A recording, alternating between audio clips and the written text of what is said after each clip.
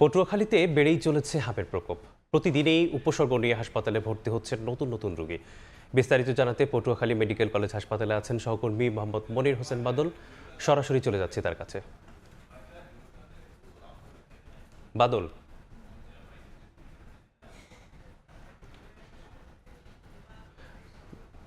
বাদল, আমরা দেখতে পাচ্ছি কিন্তু এই পটুয়াখালীর যে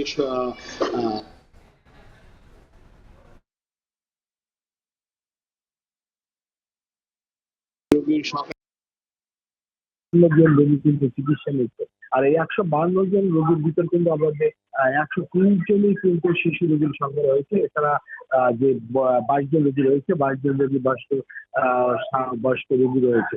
আসলে এই হামে রোগী গত বছর কিন্তু একজন এই হামে আক্রান্ত হয়ে পটুয়াখালী মেডিকেল কলেজ হাসপাতালে মারা গেছে। বয়স্ক রোগী রয়েছে।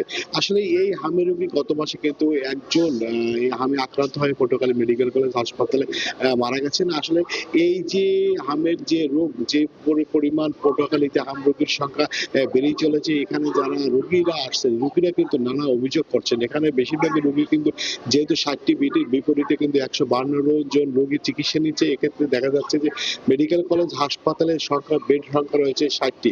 আর বেশিরভাগ রোগী কিন্তু এই হসপিটালে বারান্দা এবং মেঝেতে চিকিৎসা নিতে হচ্ছে। আবার অপরদিকে দেখা যাচ্ছে যে কি এক একটি বেডে অনেক সময় দেখা যাচ্ছে দুজন রোগীও কিন্তু চিকিৎসা নিতে হচ্ছে, যার কারণে কিন্তু রোগীদের কিন্তু আসলে এই চিকিৎসা নিতে হিমশিম খেতে হচ্ছে। আর অপরদিকে কিন্তু যারা চিকিৎসা দিচ্ছেন তাদেরও কিন্তু আসলে চিকিৎসা দিতে হিমশিম খেতে হচ্ছে, কারণ ধারণ ক্ষমতার চেয়ে কিন্তু রোগীর সংখ্যা পটুয়াখালী মেডিকেল কলেজ হাসপাতালে কিন্তু বেশি রয়েছে।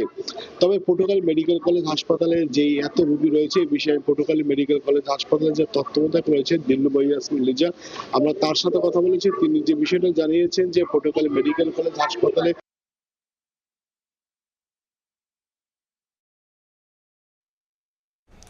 যুক্ত ছিলাম পটুয়াখালী থেকে।